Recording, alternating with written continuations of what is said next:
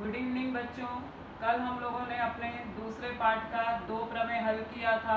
आज हम लोग अपना पाइथागोरस का प्रमेय हल करेंगे और उसका विलोम हल करेंगे। विलोम हमारा बहुत इम्पॉर्टेंट नहीं है, फिर भी हम उसे हल करेंगे क्योंकि सवाल में उपयोगी होता है। और पाइथागोरस का प्रमेय तो आपका हर 1 साल के बाद हमेशा बोर्ड एग्जाम में आता है, इसलिए इसे ध्यान से देखिए, समझिए कि क्या है। उसके पहले बच्चों एक सूचना कि आप लोग जो है वो सारे वीडियोस को क्या कर रहे हैं, अपलोड कर रहे हैं। अब उसको अगर आप लोग डाउनलोड कर रहे हो, अगर आप लोग उसे डाउनलोड कर रहे हो तो उससे आप लोगों को तकलीफ हो रही है, क्योंकि बाद में आप लोगों के यहाँ पे स्पेस नहीं रहेगी और वो फिर वीडियो ओपन नहीं होता है।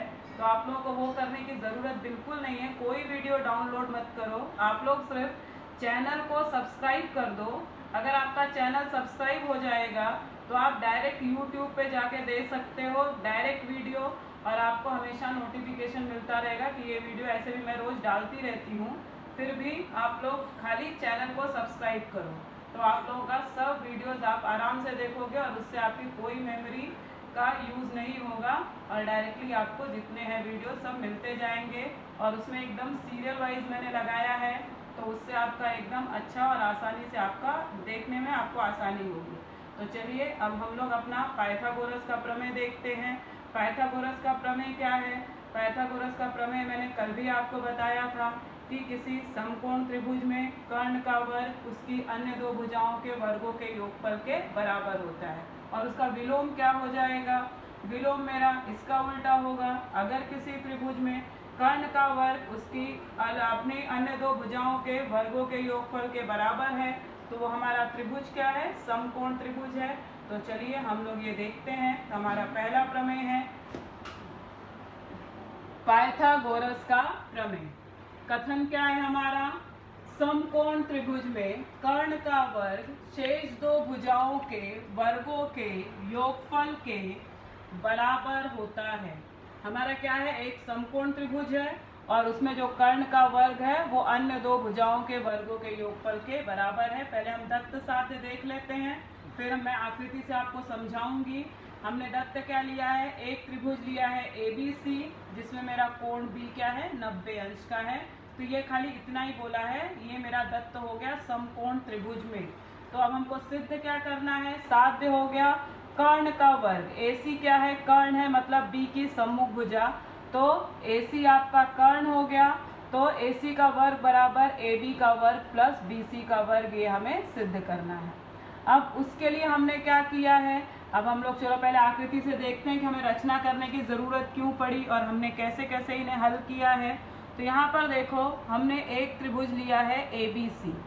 त्रिभुज ABC में कोण B जो है मेरा वो 90 अंश का है, और हमें क्या बोला है? ये तो दत्त हो गया त्रिभुज ABC में कोण B बराबर 90 अंश। मुझे सिद्ध क्या करना है? AC का वर्ग बराबर AB का वर्ग प्लस BC का वर्ग। मगर मैंने उसके लिए रचना की है। क्यों रचना की है? क्योंकि मेरे पास सिर्फ एक ही त्रिभुज है। हम एक त्रिभुज में क्या हल करेंगे, कैसे बताएंगे, कैसे भुजाओं का अनुपात लेंगे, इसलिए हमने ये लंब डाला है, जिसके कारण मुझे और भी 2 त्रिभुज मिल गए और वो सारे क्या मिलेंगे? समकोण मिलेंगे। तो हमारा पहले प्रमेय का उपयोग होगा। तो पहले देखते हैं हम कि हमने रचना क्या की है। हमने लिखा है बिंदु B से कर्ण AC पे हमने BD लंब खींच दिया है, मतलब BD लंब AC। अब ADC जो है मेरे एक रेखीय है। अब उसके कारण मुझे क्या मिल गया? एक त्रिभुज मिल गया ABD, दूसरा त्रिभुज मिल गया DBC और तीसरा त्रिभुज मिल गया ABC, जो कि मेरे पास पहले से है। अब ये तीनों त्रिभुज आपका, तो ABC पहले से समकोण था, ये भी समकोण है, ये भी समकोण है। अब ये त्रिभुज समकोण है मेरे, मगर हमने अभी एक पहले प्रमेय सिद्ध किया कि समकोण त्रिभुज समरूप होते हैं। तो ये तीनों त्रिभुज क्या हो जाएंगे? एक दूसरे के समरूप हो जाएंगे। तो मैं क्या करूंगी? मुझे जो भुजाएं चाहिए, मुझे क्या चाहिए? AB का वर्ग। तो AB का वर्ग किससे मिलेगा? बड़ी वाली भुजा, बड़े वाले त्रिभुज ABC से। एक बार ABC के साथ ये त्रिभुज लूंगी, तो ये दोनों त्रिभुज समरूप हैं, इनकी भुजाओं का अनुपात निकालूंगी, तिर्यक गुणा करूंगी, एक समीकरण हो जाएगा। दोबारा मुझे BC का वर्ग चाहिए, तो मैं त्रिभुज फिर से ABC और ये छोटा वाला त्रिभुज लूंगी। फिर मैं इन दोनों को, मेरे समरूप पहले से ही हैं, मैं इनकी भुजाओं का अनुपात लूंगी, तिर्यक गुणा करूंगी तो मुझे एक दूसरा समीकरण मिलेगा। मैं दोनों समीकरण को जोड़ दूंगी। क्यों? क्योंकि एक समीकरण में मुझे ए बी का वर्ग मिलेगा, दूसरे में मुझे बी सी का वर्ग मिलेगा। तो अगर मैं दोनों को जोड़ूंगी, क्यों? क्योंकि मेरे साथ में मुझे ए बी का वर्ग प्लस बी सी का वर्ग चाहिए। तो इन दोनों को मैं जोड़ दूंगी तो मुझे दूसरी तरफ मेरा क्या हो जाएगा, ए सी का वर्ग मुझे जो चाहिए वो ज्ञात हो जाएगा। इस तरह से हम लोग क्या करेंगे, अपने पाइथागोरस का प्रमेय सिद्ध करेंगे। क्या किया मैंने, इसका और बड़े त्रिभुज का अनुपात, इसका और बड़े त्रिभुज का हमने लिया भुजाओं का अनुपात, तिर्यक गुणा किया, हमारा उत्तर निकल गया। तो चलिए हम लोग देखते हैं अपनी रचना।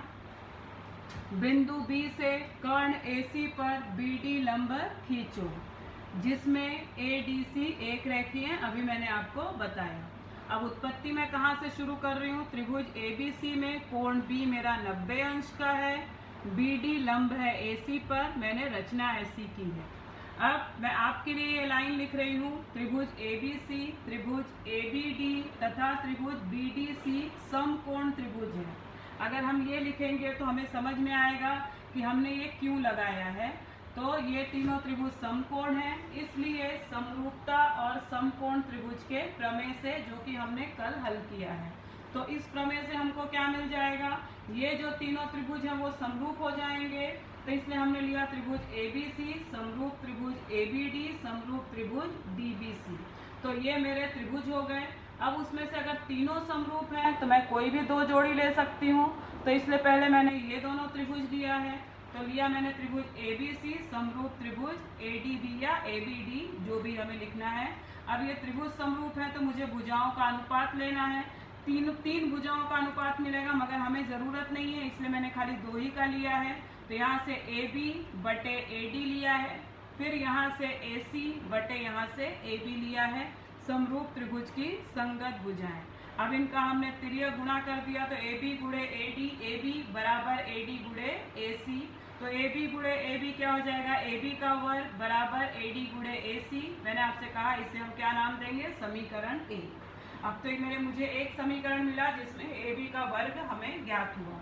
दूसरा हम इसी प्रकार अब कौन सी जोड़ी लेंगे, यहाँ पर हम देखते हैं इसकी और इसकी। मैंने आपसे कहा कि बड़ा वाला त्रिभुज मुझे हर बार लेना होगा, तो हमने दूसरी जोड़ी ली इसी प्रकार, त्रिभुज ABC समरूप त्रिभुज DCB।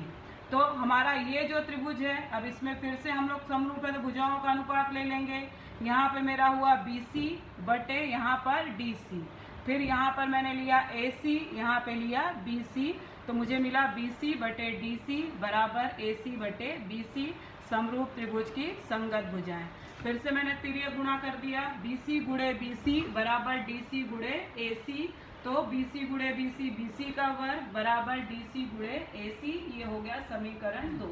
अब समीकरण 1 में AB का वर्ग है, समीकरण 2 में BC का वर्ग है, तो मुझे इन दोनों को जोड़ना है, क्योंकि मेरे साध्य में AB का वर्ग प्लस BC का वर्ग है। तो मैंने लिखा है समीकरण 1 और 2 को जोड़ने पर। अब मैंने समीकरण 1 और 2 को जोड़ दिया, तो एक पक्ष में क्या मिलेगा, AB का वर्ग प्लस BC का वर्ग, एक पक्ष पूरा हुआ, बराबर। अब मेरा समीकरण 1 से क्या मिलेगा, AD गुणे AC धन समीकरण 2 से क्या मिलेगा, DC गुणे AC। अब ये वाला पक्ष तो हमको छूना नहीं है, क्योंकि मेरा एक तरफ साध्य का मिल चुका है। अब मेरा उद्देश्य है कि यहाँ पे मुझे AC का वर्ग लाना है, मगर यहाँ पर अगर आप देखेंगे AC इधर भी है, AC इधर भी है, तो मैंने पहले AC को कॉमन ले लिया। अब AC को अगर कॉमन ले लिया तो यहाँ पे अगर AC को मैंने ले लिया तो यहाँ पे बचा AD, बीच में धन का चिन्ह, यहाँ से AC गया तो बचा DC। मगर हमें देखो हमारी कैसी रचना है कि AD प्लस DC हमारा AC के बराबर है, ADC एक रेखी है, हमने रचना ऐसी की है। तो मैं जहाँ पे AD प्लस DC है उसकी जगह मैं AC लिख सकती हूँ, इसलिए मैंने क्या लिखा, ये पक्ष तो ऐसे ही है, AB का वर्ग प्लस BC का वर्ग बराबर एक AC पहले से ही है, और AD प्लस DC की जगह मैंने फिर से लिख दिया AC। तो ये मेरा क्या हो गया, AB का वर्ग प्लस BC का वर्ग बराबर AC का वर्ग, AC गुणे AC, AC का वर्ग। अब मैं इसको पहले ले लूंगी, तो AC का वर्ग बराबर AB का वर्ग प्लस BC का वर्ग। तो ये हमारा पाइथागोरस का प्रमेय हमारा सिद्ध हुआ। ये बहुत ही आसान है, अगर आप इसे 2-4 बार देखेंगे तो आपको कोई डाउट नहीं आएगा। तो आप इसे एकदम ध्यान से समझ के हल करिए, क्योंकि ये आपके बोर्ड एग्जाम में आता है। तो अब हम लोग विलोम इसका करते हैं। हमारा इस प्रमेय का विलोम क्या है कि कथन क्या है, यदि किसी त्रिभुज में एक भुजा का वर्ग शेष दो भुजाओं के वर्गों के योगफल के बराबर होता है तो वह त्रिभुज समकोण त्रिभुज होता है। क्या बोला है? अब हमारा जो पहला मैंने प्रमेय सिद्ध किया उसका उल्टा, जो इसका दत्त होगा उसका साध्य है, जो इसका साध्य है इसका दत्त है। तो दत्त में हमें क्या मिलेगा? एक त्रिभुज है ABC जिसमें AC का वर्ग बराबर है AB के वर्ग प्लस BC के वर्ग से। अब हमको सिद्ध क्या करना है? जो त्रिभुज ABC है वो समकोण त्रिभुज है। अब उसके लिए हमने देखो रचना की है। क्यों रचना की? हमें ज़रूरत क्यों पड़ी रचना की? क्योंकि मुझे खाली एक त्रिभुज दिया है जिसमें बोला है कि कर्ण का वर्ग अन्य दो भुजाओं के वर्गों के योगफल के बराबर है, मगर हमें और कुछ दिया नहीं गया है, तो हम कैसे किसके साथ इसकी तुलना करके बताएंगे? इसलिए हमने क्या किया है कि एक ABC त्रिभुज मेरे पास पहले से है, मैंने एक और त्रिभुज PQR ले लिया। अब PQR ले लिया तो उसमें मैंने क्या किया, जिसमें मेरा AB बराबर है PQ से, ऐसी मैंने रचना की कि जितना माप AB भुजा का लंबाई जितनी है उतनी ही PQ की होगी, जितनी BC की लंबाई है उतनी ही QR की होगी। और मेरा जो ये त्रिभुज है वो मैं समकोण त्रिभुज बना रही हूँ, तो मेरा कोण Q जो है वो 90 अंश का है। तो ये तो हो गई मेरी रचना। अब हम लोग चलो देख लेते हैं कि हम आकृति कैसे हमने किया है। तो देखो एक त्रिभुज है ABC, ये हमें दिया गया है। मैंने यहाँ पे देखो समकोण नहीं आपका बनाया है, हमें क्या दिया है? AC का वर्ग बराबर AB का वर्ग प्लस BC का वर्ग। अब देखो यहाँ पे मैंने इसको समकोण बनाया है क्योंकि ये मेरी रचना है। मैंने एक त्रिभुज PQR लिया जिसमें कोण Q 90 अंश का है, AB और PQ मेरे बराबर हैं, BC और QR मेरे बराबर हैं। तो ये हमने ये मेरा तो हो गया रचना। अगर मैं ये त्रिभुज ले लूँ, अब मैं उत्पत्ति इसी त्रिभुज से शुरू करूंगी। क्यों इस त्रिभुज से शुरू करूंगी? क्योंकि ये त्रिभुज क्या है? एक समकोण त्रिभुज है, और अगर ये समकोण है तो इसमें पाइथागोरस का प्रमेय लग जाएगा। पाइथागोरस का प्रमेय लगेगा तो हमें क्या मिलेगा? PR का वर्ग बराबर PQ का वर्ग प्लस QR का वर्ग। मगर PQ की जगह मैं AB का वर्ग लिख सकती हूँ, QR के वर्ग की जगह मैं BC का वर्ग लिख सकती हूँ, तो ये हमको मिल जाएगा। फिर मगर AB का वर्ग प्लस BC का वर्ग क्या है? AC का वर्ग है, हमारा दत्त ही ऐसा है, तो मेरा AC का वर्ग बराबर हो जाएगा PR के वर्ग से, इसलिए मेरा AC बराबर हो जाएगा PR से। तो अगर ये बराबर हो जाएगा तो दो भुजाएं तो पहले से मेरी सर्वांग सम थी रचना से, अब तीसरी भुजा भी मैंने सर्वांग सम कर दी, तो मेरे भू कसौटी से दोनों त्रिभुज क्या हो जाएंगे? सर्वांग सम हो जाएंगे। इसलिए मेरा कोण D जो Q है वो सर्वांग सम हो जाएगा B से। अगर कोण Q 90 अंश का है तो कोण B भी मेरा 90 अंश का हो जाएगा। तो ये हमारी उत्पत्ति है। हम इसी आधार से अपनी उत्पत्ति को हल करेंगे। किसके आधार पे? त्रिभुज PQR लेकर। तो चलिए हम लोग देखते हैं अपनी उत्पत्ति। तो हमारी उत्पत्ति है त्रिभुज PQR में कोण PQR बराबर 90 अंश, इसलिए पाइथागोरस के प्रमेय से क्या होगा? PR का वर्ग बराबर PQ का वर्ग प्लस QR का वर्ग, परंतु AB किसके बराबर है? PQ के, BC किसके बराबर है? QR के। हमने रचना ऐसी की है। तो जहाँ पे मेरा PQ है वहाँ मैंने AB का वर्ग लिखा, जहाँ पे QR है वहाँ पे BC का वर्ग लिखा। तो मुझे ये समीकरण कैसा मिल जाएगा? PR का वर्ग बराबर AB का वर्ग प्लस BC का वर्ग, परंतु हमको दत्त में दिया है AC का वर्ग बराबर AB का वर्ग प्लस BC का वर्ग, दत्त हो गया। अब दोनों का भी एक समीकरण बराबर, इधर भी AB का वर्ग प्लस BC का वर्ग, यहाँ भी है AB का वर्ग प्लस BC का वर्ग। तो अगर एक पक्ष बराबर तो दूसरा अपने आप बराबर हो जाता है, इसलिए PR का वर्ग बराबर AC का वर्ग, इसलिए PR बराबर AC। इसलिए त्रिभुज ABC तथा त्रिभुज PQR में AB बराबर PQ, BC बराबर QR तथा AC बराबर PR, इसलिए मेरा त्रिभुज ABC सर्वांग सम त्रिभुज PQR भू कसौटी से, इसलिए मेरा त्रिभुज क्या हो जाएगा? PQR एक समकोण त्रिभुज है जिसमें कोण Q क्या है? 90 अंश का हमने रचना की है, इसलिए मैंने क्या लिखा है? त्रिभुज AB भी क्या होगा? समकोण त्रिभुज होगा, और मेरा कोण B होगा वो 90 अंश का होगा, इसलिए मुझे कोण ABC का माप 90 अंश ज्ञात हुआ। तो इस आधार पे हमने अपना पाइथागोरस का प्रमेय और उसका विलोम दोनों भी हल कर लिया है। आप इसे देखिए, समझिए और अगर कोई डाउट होगा तो आप लोग पूछेंगे तो मैं आपको बताऊंगी। धन्यवाद।